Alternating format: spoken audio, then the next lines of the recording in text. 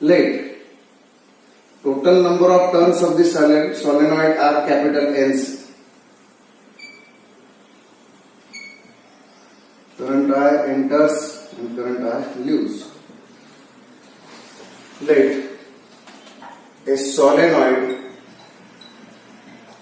having length L,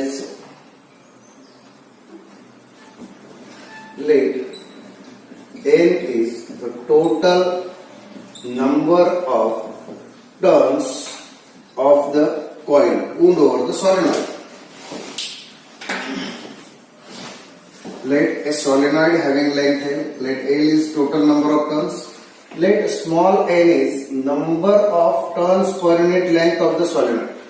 Number of turns per unit length. Number of